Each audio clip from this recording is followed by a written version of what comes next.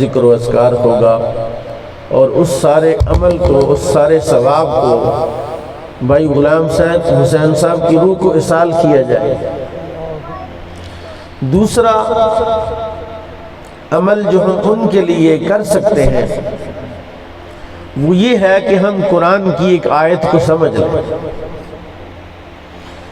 اور اگر ہم اس نشست میں دین کی، شریعت کی، قرآن کی کوئی بات سمجھنے میں کامیاب ہو گئے، اس پر اللہ ہمیں اجر عطا فرمائے، کیونکہ اس نے قرآن اتارا ہی سمجھنے کے لیے۔ اور دوسری بات کہ جب سمجھ گئے پھر اس پر عمل بھی کر لیا تو دونوں جہان ہمارے روشن ہو جائیں گے۔ ہمارا نظریہ اور عقیدہ یہ ہے کہ جب دین پر عمل کیا جائے گا تو صرف قبر ہی روشن نہیں ہوگی، بلکہ ہمارا کچن بھی روشن ہوگا، ہماری بیٹھک بھی روشن ہوگی، ہمارا گھر بھی روشن ہوگا۔ یہ ہمارا نظریہ نہیں ہے کہ قبر تو روشن ہوگی لیکن گھر میں فاقے ہوں گے، تنگ دستی ہوں گی، بیماری ہوں گی، پریشانی ہوں گی۔ جس دین کے ہم ماننے والے ہیں اس دین کا اعلان ہے کہ رب کہتا میں نے جس کام کے لیے تمہیں پیدا کیا ہے، جب تم میرے کام لگ جاؤ گے تو تمہارے کام میں کروں گا،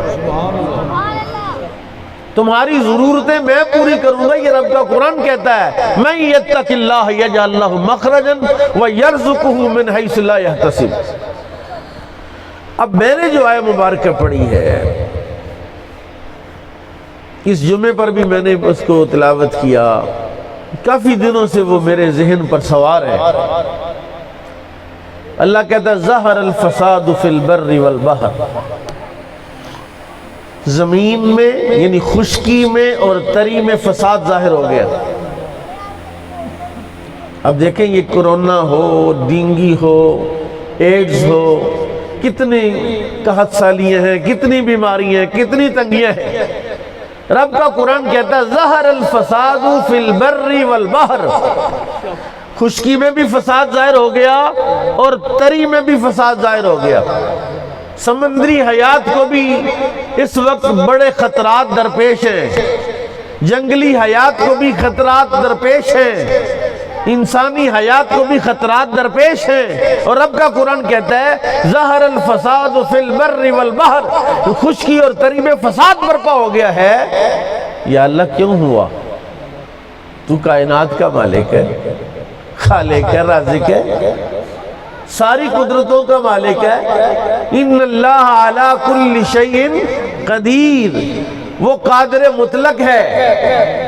اذا اراد اللہ بشیء ان یقول لہ کن فیکون، جب وہ کسی شے کا ارادہ کر لیتا ہے وہ کہتا ہو جا، وہ شے ہو جاتی ہے۔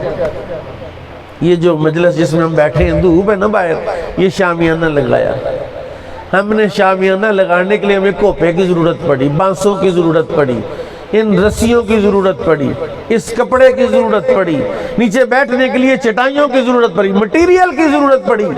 لیکن اسی طرح کا اگر نظم اور نظام میرا رب قائم کرنا چاہے اسے کسی مٹیریل کی ضرورت نہیں ہے، وہ کہہ دے ہو جا، وہ ہو جائے گی۔ دیکھا نا اپنے حبیب کو کیسے اس نے شان عطا فرمائی۔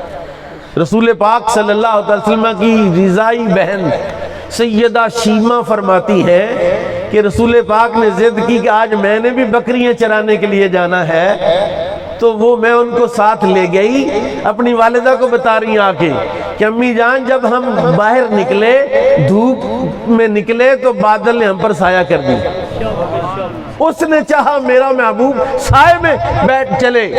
اور وہ بحیرہ راہب کیا کہتا ہے؟ بحیرہ راہب دوڑ کے آیا تھا جب میرے آقا شام کے سفر تجارت پر گئے تھے، شام کے سفر تجارت پر گئے تھے تو بحیرہ راہب بیٹھا ہوا تھا رستے میں، اور اس کے پاس ایک بہت بڑا درخت تھا اور اس کی چھاؤں بہت گھنی تھی۔ قافلے والوں کو اس نے روکا، ٹھہر جاؤ، سارا قافلہ ٹھہر گیا، لوگ دوڑ کے چھاؤں میں بیٹھ گئے۔ رسول پاک بعد میں تشریف لائے، اب سائے میں جگہ ہی نہیں تھی، جیسے یہ سایہ سب بیٹھ جائیں ایک بندہ اور آئے، رسول پاک آئے تو سائیڈ پہ بیٹھ گئے، جدھر حضور بیٹھے درخت ادھر ہی جھک گیا۔ بحیرہ آیا دوڑتا ہوا کہ اسی موقع کی تو میں تلاش میں تھا، وہ چاہتا ہے تو پھر ایسے ہوتا ہے، کسی کے چاہنے سے ایسے ہوتا۔ ظہر الفساد فی البر والبحر، اتنا قادر ہے مولا، تو اتنا قادر ہے، ہم پریشان ہیں۔ بندوں نے ماسک لگا لیے، وہ کہتے ہیں بار بار ہاتھ دھو، سوشل ڈسٹینس رکھو۔ ظہر الفساد فی البر والبحر، زمین میں خشکی میں تری میں فساد برپا ہو گیا۔ اللہ نے کہا میں نے نہیں کیا یہ کام، میں نے بما کسبت ایدی الناس، بما کسبت ایدی الناس، بما کسبت ایدی الناس، یہ فساد تمہاری کرتوتوں نے ہی برپا کیا ہے، تمہارے اعمال نہیں برپا کیا۔ اب سنو نا ذرا، اصلاح کی بات کریں، تھوڑی کڑوی ہوتی ہے لیکن معال اور انجام اس کا مٹھاس ہوتی ہے۔ قرآن کیا کہتا ہے؟ رسول کریم صلی اللہ علیہ وسلم کیا فرماتے ہیں؟ رسول پاک فرماتے ہیں ان اللہ، ان اللہ، بولو اللہ، بولو تو صحیح، اے اپنے اللہ کا نام تو لو، اللہ، ان اللہ لا ينظر الى صورکم۔ ہم جب گھر سے نکلے، وضو کیا، کنگھی کی، ذرا تیل شیل لگایا، کسی کے پاس وہ کریم تھی اس نے کریم لگا لی، کسی نے لوشن لگا لیا، ذرا بن سنور کے نکلے، شیر ذرا بنا کے نکلے، کپڑے اچھے پہن کے نکلے۔ سنو سنو سنو، ان اللہ لا ينظر الى صورکم، اللہ کہتا میں تمہاری شکلیں نہیں دیکھتا، ولا الى عملکم، میں تمہارے عمل نہیں دیکھتا، ولکن ينظر الى قلوبکم، وہ تمہارے دل دیکھتا ہے۔ 4 5 6 بھائی بیٹھے ہوئے ہو، اگر ان کے دل سب کے ایک دوسرے کے ساتھ محبت کا جذبہ لے کر بیٹھے، خیر خائی کا جذبہ لے کر بیٹھے، 20 بندے ہوں، 100 بندہ ہو، کسی کا دل میلا نہ ہو، اللہ کی رحمت سایہ کرتی ہے ایسے مجمع پر۔ وہاں تو مصیبت آ ہی نہیں سکتی ہے۔ ابھی انہوں نے کہا، کل کی بات ہے کہ انہوں نے کہا جناب مکہ میں اور مدینہ میں کرونا نہیں ہے، آج تک سال کے اندر ایک بھی کیس رجسٹرڈ نہیں ہوا، نہ مکے کا نہ مدینے کا۔ آب زمزم کی وجہ سے سمجھ لیں، بیت اللہ کی وجہ سے سمجھ لیں، وہ مدینہ جس کو یثرب کہتے تھے، بیماریوں کا گھر کہتے تھے، جب میرے آقا وہاں تشریف لے گئے تو وہ مدینہ طیبہ بن گیا، مدینہ طیبہ بن گیا، بیماریاں ختم ہو گئی ہیں۔ اس کا مطلب جہاں رسول اللہ آ جائے وہاں بیماریاں ختم ہو جاتی ہیں، اور جہاں رسول اللہ کا دین آ جائے وہاں بھی بیماریاں ختم ہو جاتی ہیں۔ میرے کریم آقا نے، یہ اصال ثواب کی مجلس کا پیغام ہے، یہ بھائی غلام حسین کے اصال ثواب کے لیے میں بات کر رہا ہوں۔ ہم جتنے بندے بیٹھے سب کے چہرے مختلف ہیں، ڈیزائن مختلف ہیں، انداز مختلف ہیں، لباس مختلف ہیں، لیکن رسول کائنات امام الانبیاء کے صدقے ہمارے دلوں میں ایمان مختلف نہیں ہو سکتا۔ عقائد مختلف ہوئے، ایمان مختلف ہوا، نظریات مختلف ہوئے، ایسی مجلس پر اللہ کی رحمت ہو سکتی جب سب دل سے رسول اللہ سے محبت کریں اور اپنے عمل سے کسی کو، اپنے کردار سے کسی کو، اپنے ہاتھ سے کسی کو نقصان نہ پہنچائیں۔ کیا کہتے ہیں رسول پاک؟ المسلم المسلم من سلم المسلمون من لسانہ و یدہ، مسلمان وہ ہے،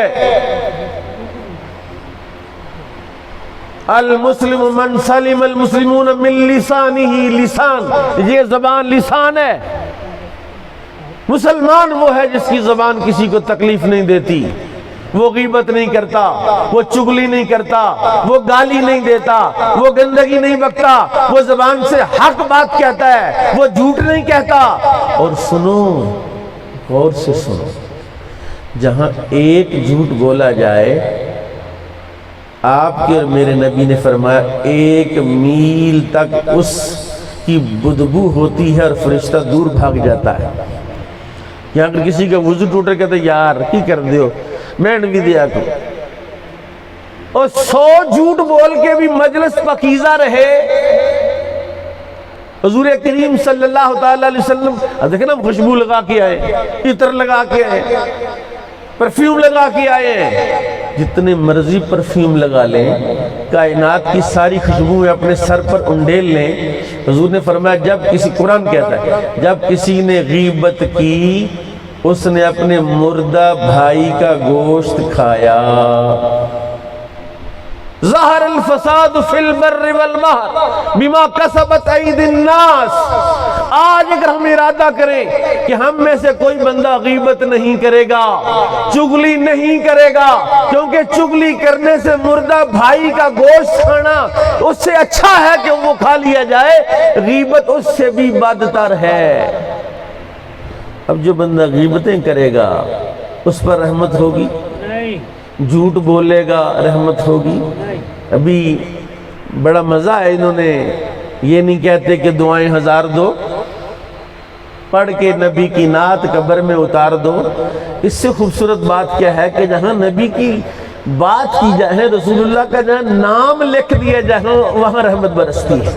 نعرہ تکبیر, نعرہ رسالت, نعرہ رسالت.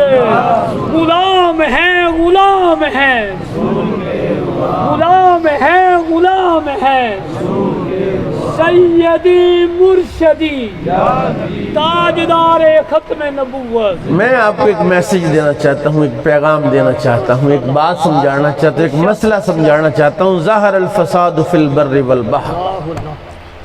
کل کی بات ہے, انڈیا کی ویڈیو دیکھی نہیں جاتی تھی جب ایک مسلمان کو درخت سے باندھ کے اس کو زبردستی شراب پلائی جاتی تھی, اس کی داڑھی کاٹی جاتی تھی, گائیاں بیچارہ ٹرک میں لوڈ کر کے جا رہا تو وہاں مارا جا رہا, ہماری اماں کو کہاں لے جا رہے ہو. مسجد میں آنے والے نمازیوں کو ڈنڈوں سے پیٹا جاتا تھا. یہ کوئی پرانی 4-5 سال کی بات نہیں ہے. آج انڈیا میں کتنا کا فرق ہے یار, ایک دوڑ لگائے نا یہاں سے بندہ انڈیا پہنچ جاتا ہے. وہاں اتنی مارا ماری ہے اور یہ مسلمان امن شانتی سے بیٹھے ہیں. کوئی تو وجہ ہوگی نا, کوئی تو سبب ہوگا. وہ کیا سبب ہے اسی کو سمجھنے کی ضرورت ہے, اسی عقیدے اور نظریے کو دماغ کو سمجھانے کی ضرورت ہے. نہیں تو ہمارے بندوں کا کیا حال ہے, ایک ٹی وی شو دیکھ لیں تو ان کا نظریہ بدل جاتا ہے. ایک آرٹیکل پڑھ لیں, کہتے ہیں میں تو جوید چودھری کو پڑھتا ہوں, جی میں تو جی ہارون الرشید کو پڑھتا ہوں, بڑا زبردست لکھتا ہے. 3 کالم پڑھے تو بندے کی سوچ فکر بدل جاتی ہے. اور وہاں تو سوچیں اور بدلیں, فکریں بدلنے والے قلم فروش بیٹھے ہیں. قرآن تو فکروں کی اصلاح کرتا ہے. ہم تو آپ کو قرآن پڑھ کے سنا رہے ہیں. ظہر الفساد فی البر والبحر. کسی گھر کے اندر اگر امن شانتی چاہتے ہو تو وہاں قرآن کا نظام نافذ کرو. میں اسی قرآن کو پڑھتا ہوں آپ کو سمجھانے کے لیے. میرے کریم آقا نے ارشاد فرمایا, حضور نے فرمایا یہ بات تورات اور انجیل والوں کے لیے نازل ہوئی ہے. تورات انجیل تحریف شدہ ہے, مرضی کے مسئلے لکھتے تھے مولوی ان کے. ماڑا بندہ آ گیا تو مسئلہ تگڑا کر دیا, اصلی عبارت نکال دی. تکڑا آ گیا, حاجی آ گیا, چودھری آ گیا, ملک آ گیا, گجر آ گیا, اس نے کہا یار ٹھیک ہے حال لمبی پاؤ. اب آپ ہمیں کہتے ہیں مولوی حال لمبی ڈالتے ہیں, تو اسی تے حال دیکھی نہیں ہے جو لمبی پہن دی کس طرح جی. وہ کس طرح سے مسئلہ ہی بدل دیتے تھے. تگڑا چوری کرتا تھا تو حکم بدل دیتے تھے, ماڑا چوری کرتا تھا تو حکم بدل دیتے تھے. پہلا حکم آ جاتا تھا, رب کے قرآن نے کہا لو انہم اقاموا التوراۃ والانجیل وما انزل علیہم لاکلوا من فوقہم ومن تحت ارجلہم. اگر وہ تورات اور انجیل کو نافذ کرتے, یعنی تورات والے تورات پر عمل کرتے, انجیل والے انجیل پر عمل کرتے, اوپر سے بھی کھاتے اور نیچے سے بھی کھاتے اور ان سے ختم. اور اگر تورات اور انجیل کی سردار قرآن پر عمل کر لیں تو نہیں. آپ سمجھے بات. میں قرآن پڑھ رہا تھا, آپ بھی قرآن پڑھیں. اور قسم ہے آپ کو یہ بات، یہ ایکسپیریمنٹ کرنا آپ نے، جا کے اپنے محلے کی مسجد میں جانا، آج آپ اللہ واسطے جانا، رسول اللہ کے لیے جائیے گا ذرا، اس مسجد کی الماری قرآن عزیز والی کھولیں آپ، اس مسجد کی الماری سے جتنے قرآن کی نسخے سب نکالنے کی کوشش کریں، نیچے والے نسخوں کو کیڑا کھا رہا ہے، الی لگی ہوئی ہے، سیلاب سے وہ اس کے پیجز جڑ گئے ہیں، ڈرو اس وقت سے جب ان قرآن کے نسخوں سے یہ کالے حروف اٹھ جائیں گے، یہ صرف سادہ ورق رہ جائیں گے۔ اتنی بڑی دولت مسلمانوں کے پاس رب کا کلام ہے، قرآن ہے، اس کے باوجود یہ بیماریوں میں مبتلا ہو جائیں، مصیبتوں میں مبتلا ہو جائیں، تکلیفوں میں مبتلا ہو جائیں۔